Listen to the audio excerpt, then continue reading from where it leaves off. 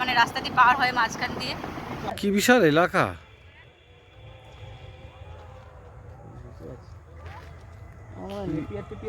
বিশালতা। Hi ostrich. দেখুন ঘোড়ার গাড়িতে চড়ারও ব্যবস্থা রয়েছে। সর্বনাশ, কি এই অস্ট্রিচ এগুলোকে পাখি বলে? এটা মাংস খায়? হ্যাঁ অস্ট্রিচে খায় বোধ হয়, এটাকে পাখি? এ তো সেই মাঝে ডাইনোসর সেই এগুলো হয় না, সেগুলো ঘুরে বেড়াচ্ছে মনে হচ্ছে। কি করে এরা? দেখো দেখো, এগুলো সব করকনাথ। সবাই তাজা তাজা সবজি কত চাষ হয়েছে দেখুন। এগুলো হচ্ছে কুঞ্জি, এগুলোই আমাদের তুলে খাওয়াবে। কত মারিগোল্ড বলো, মারিগোল্ড। বাস কিভাবে গেল? দেখুন দেখুন, এই দেখ এই দেখ, ওই তো একবার জাল ফেলে যা ওঠে তাদের হয়ে যায়, তাই না? দোতলা বাড়ি কেমন দেখুন।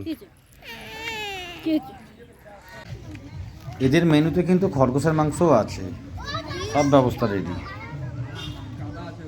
পুরো ফাঁকা আছে, সেজন্য এই বাসগুলো দিয়ে ওই মেনুগুলো তৈরি করা যায়। বন্ধুরা আমরা এখন আছি জয়পুর ফরেস্টে, এটা বাঁকুড়া জেলার মধ্যে পড়ে। আমরা আজকে যাচ্ছি বনলতা রিসর্টের উদ্দেশ্যে। এই রাস্তাটি হাতি যাওয়ার করিডর, সুতরাং আপনাদের যদি ভাগ্য ভালো থাকে আপনারা কিন্তু এইখান থেকে যেতে যেতে হাতি দেখতে পাবেন। এই শীতে যদি আপনি বনলতা আসার প্ল্যান করেন তাহলে ভিডিওটা দেখতে থাকুন, কারণ এখানে কিভাবে আসবেন, কোথায় থাকবেন, কি খরচ, কিভাবে যাবেন, সমস্ত ইনফরমেশান দেওয়ার চেষ্টা করা হয়েছে। চলুন তাহলে ভিডিওটা শুরু করা যাক। ঘুরতে যাবেন অথচ ছবি তুলবেন না, তা কি হয়? তার উপর যদি এরকম নিস্তব্ধ এবং শান্ত জঙ্গলের পরিবেশ থাকে, তাই আমরা 2-4টে ক্লিক করে নিলাম। এবার আসি আপনি কিভাবে আসবেন। আপনি কলকাতা থেকে সরাসরি তারকেশ্বর চলে আসতে পারেন বাই ট্রেন। এরপর গাড়িতে তারকেশ্বর থেকে ভায়া আরামবাগ কোতুলপুর হয়ে আপনি চলে আসতে পারেন বনলতা রিসর্ট। এছাড়াও আপনি আসতে পারেন হাওড়া থেকে রূপসী বাংলা কিংবা আরণ্যক এক্সপ্রেসে চেপে বিষ্ণুপুর। তারপর বিষ্ণুপুর স্টেশন থেকে আপনি বাই ট্রেকার মাত্র 14 কিলোমিটার রাস্তা চলে আসুন বনলতা রিসর্ট। এছাড়াও আপনি কলকাতার স্প্ল্যানেড থেকে বিষ্ণুপুর ভায়া আরামবাগ 140 কিলোমিটার রাস্তা মাত্র 4.5 ঘন্টাতে পৌঁছে যাবেন বনলতা রিসর্টে। কলকাতা থেকে প্রাইভেট গাড়িতে ভায়া ডানকুনি আরামবাগ কোতুলপুর হয়ে চলে যান বনলতা রিসর্টে। এবারে আসি, আপনি যদি এখানে এসে স্টে করতে চান তাহলে রুম বুক করবেন কিভাবে। আপনি অনলাইন থেকে রুম বুক করতে পারেন, তার জন্য আপনাকে প্রথমে যেতে হবে বনলতা রিসর্টের ওয়েবসাইটে। আপনি বনলতা.com সাইটে ঢুকে এখান থেকে রুম সার্চ করতে পারবেন এবং এখান থেকেই বুক করতে পারবেন। দেখুন এখানে যে রুমগুলো ওদের ট্যারিফগুলো দিয়েছে, রুমের ধরন অনুযায়ী এখানে ওরা ভাড়াগুলো বলেছে। এখানে মেন বিল্ডিংয়ের একটা দেখছেন, মেন বিল্ডিং রুম, কংক্রিটের বিল্ডিং, তার রুম এখানে 5,000 টাকা দেওয়া আছে। এছাড়া ডাবল বেডরুম যেগুলো দেখাচ্ছে সেগুলো দেখুন কত টাকা দেখাচ্ছে, 4,000 টাকা দেখাচ্ছে। 3,000 টাকা তো এখানে স্ট্যান্ডার্ড ছোটো ছোটো রুম আছে। এখানে মাটির বাড়ি, কটেজ, এই ধরনের অনেক কিছুই আছে। এছাড়াও আপনি এখানে এসে সরাসরি বুকিং অফিস থেকেও বুক করতে পারবেন, কোনো অসুবিধা হবে না। এটা আমরা মেন রোড থেকে ঢুকলাম, ঢোকার পর এই যে হচ্ছে এদের এরিয়া, এই যে এখানে যেখানে অ্যারোটা দেখাচ্ছে এইখানে এদের বুকিং অফিস। এখানে গিয়ে আপনি রুম সরাসরি দেখে নিজের পছন্দ মতো বুক করতে পারেন। কিভাবে আসবো সেটা আমরা জেনে গেলাম, এবার চলুন আমরা ভিতরে রিসর্টটা দেখাই। সবগুলো ইয়ের মধ্যে আছে বুঝলে, গ্রো ব্যাগে।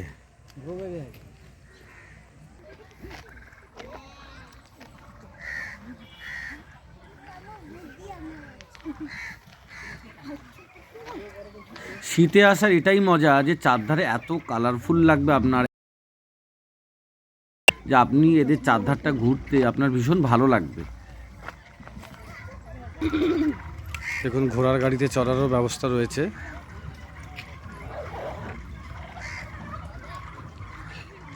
High ostrich.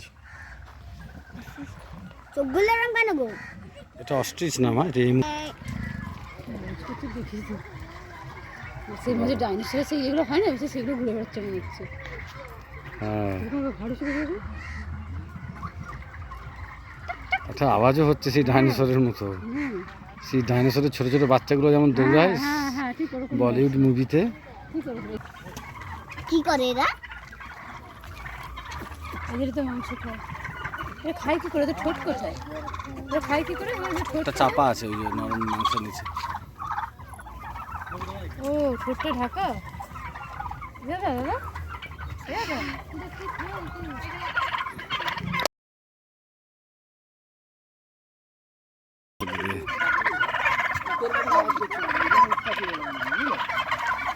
উটের মতন মুখ মুখ করা আছে। তার কি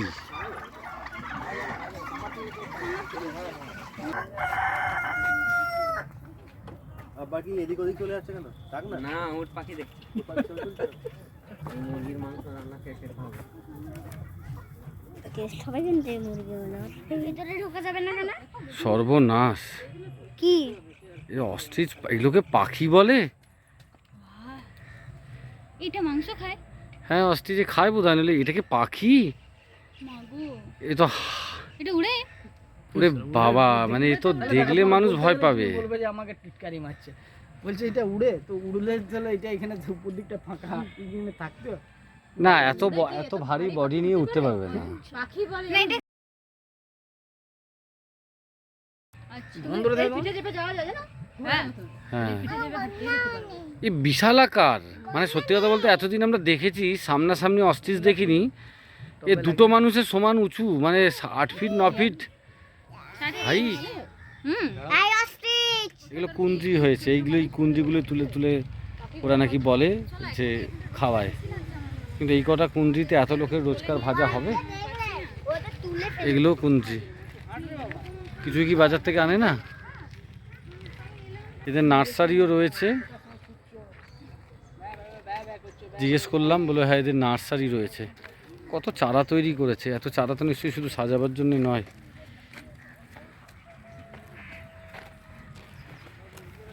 পড়ছি। সারির মাটি তৈরি হচ্ছে। এই ফুলটা কি হলুদ কালার নাকি ফ্যাকাশে? শুধুমাত্র লাল পাড়ে? এই যদিন কত মারিগোল্ড বলো?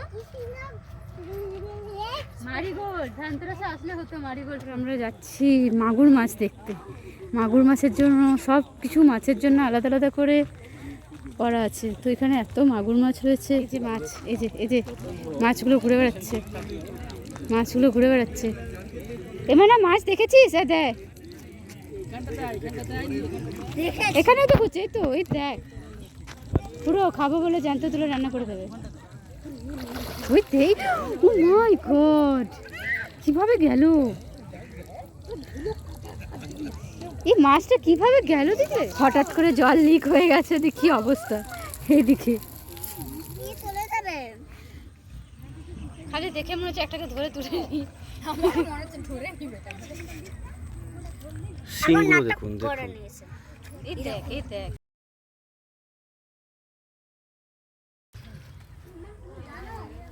সবজি তুলে রাখা। এটা এদের ওয়্যার হাউস, এখানে প্রচুর সবজি দেখলাম তুলে রাখা আছে। আদা ফাদা সব রয়েছে। এটা দেশি মাগুরের পুকুর। আমরা এরা একটা দুটো ছোট ছোট মাছ দেখা যাচ্ছে। বিশাল বড় বড় দেখবে তো সেইগুলো।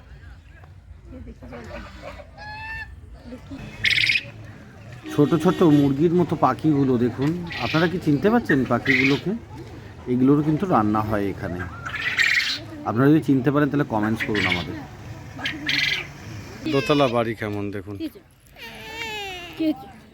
নিজের মতো করে সেতু দিয়ে তোলা। ওই পাশটাও দেখুন।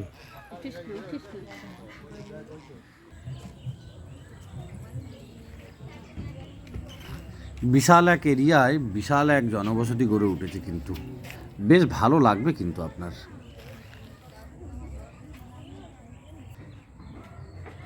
ফুলগুলোর রং দেখেছেন?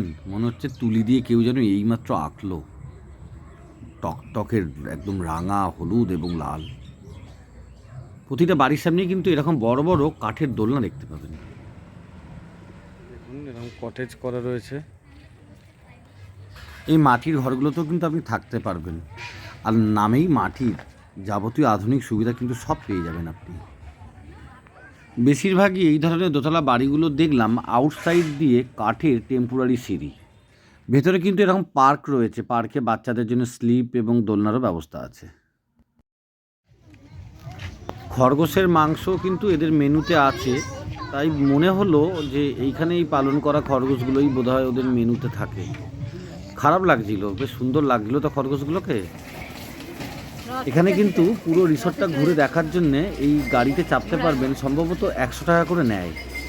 আমাদের আর চাপা হয়ে ওঠেনি। ক্লোজ করে দেখাও। খুব এত সূক্ষ্ম সূক্ষ্ম, সে শুয়োপোকা লাগলে যেরকম হয়, এই যে এত সূক্ষ্ম সূক্ষ্ম, এ দেখো শুয়োপোকা লাগলে যেরকম হয় না, পুরো চুলকোয় বা কীরকম হয়, পুরো হাতের মধ্যে ঢুকে যায় এগুলো। একদম হাত দিবি না, পুরো হাতের মানে পুরো শুয়োপোকার মধ্যে তোমার সারাক্ষণ অস্বস্তি হবে, কষ্ট হবে। এই রোয়াগুলো ভীষণ মানে ও মাই গড, বিরক্তিকর এগুলো একটা। তুই তো আমরা এগুলো অনেকে জানি না তো। না ওগুলো হাত দেবো না। দেখো পুরো কাটা কাটা কাটা কাটা। এই বাসগুলোতেই এই বাঁশপোড়া চিকেন যেগুলো আমরা খাই, বাঁশপোড়া চিকেন বা বাঁশপোড়া যে বাসের ভেতরে দিয়ে যেগুলো মাছগুলো তৈরি করে, বিরিয়ানি হোক চিকেন হোক, এই ধরনের বাস দিয়ে হয়। সব বাস দিয়ে তো হয় না, এটার ভেতরটা পুরো ফাঁকা আছে, এটার ভেতরটা পুরো ফাঁকা আছে, সেজন্য এই বাসগুলো দিয়ে ওই মেনুগুলো তৈরি করা হয়। চলুন এবার যাই সেই কাজটা করতে যেটা বেঁচে থাকার জন্য একান্ত জরুরি, মানে খাওয়া। ঢুকে পড়েছি, খাবার দিকে এগিয়ে যাচ্ছি। দেখুন এটা মকটেল সেন্টার, এখান থেকে বিভিন্ন রকম মকটেল অর্ডার করতে পারবেন।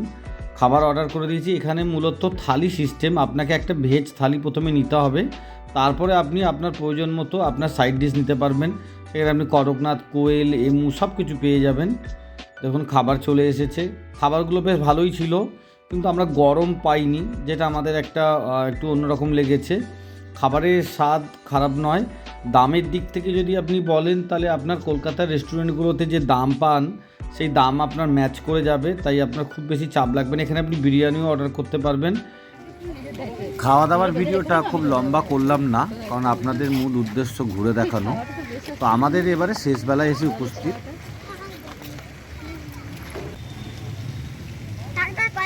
আমার ওইখানে এরকম হতো মনে হচ্ছে তুই এখানে টাচ করবি না কেন গড়ে সিসিডি ফুটে যাচ্ছে হ্যাঁ কি সিসিডি টাচ করলে আর কি হবে, বলছে টাচ করে সিসিডি ফুটে যায়। মাটি কতটা আছে, এই গাছটা যে হয়েছে এটা যে কোথাও তুলে এনেও বসায়, সেই গাছে এত পুরনো গাছ এত বড় কলা ধরে কি করে? জল পাচ্ছে তো।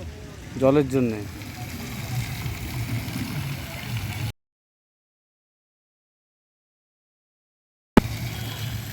এই পুকুরটাতে কাতলা মাছ চাষ হয়, আর এই পুকুরের মাঝখানে এভাবে ঝর্ণার মতো জল পড়ার কারণ হচ্ছে মাছগুলোকে তাড়ানো। কারণ আমি যতদূর শুনেছি যে মাছ যত দৌড়াবে তত নাকি লম্বা হয় বা বড় হয়। সন্ধে হয়ে গেছে, আমাদেরকে ফিরতে হবে, তো তাই আপনাদেরকে টাটা জানানোর সময় হয়ে এসছে। আমাদের দেখা হয়ে গেছে, চলে যাচ্ছি। ভেতরে কেউ না খেতে চাইলে এখানেও হোটেল আছে। হ্যাঁ, রাস্তার উপরে হোটেল আছে, রাস্তার উপরেও হোটেল আছে। এটা জয়পুর জঙ্গল। জয়পুর জঙ্গল, এতে এই পাশটা জঙ্গল আছে। জয়পুর জঙ্গল শুরু থেকে লম্বা জঙ্গল, আর এটা হচ্ছে টুয়ার্ডস আরামবাগ। পিছন দিকটা দেখো, এটা হচ্ছে টুয়ার্ডস আরামবাগ। যারা আরামবাগের দিক থেকে আসতে চাইছেন তারা কিন্তু আরামবাগ স্টেশনে নেবে, এই দিক দিয়ে আসতে পারেন। এখানে আসতে গেলে যত রকম ইনফরমেশন দরকার আমার সাধ্যমতো আমি সমস্ত দেওয়ার চেষ্টা করেছি। তো ভিডিওটা দেখে আপনাদের কেমন করবে আরও ভালো ভিডিও বানাবার জন্যে। তো আজকের মতো টাটা।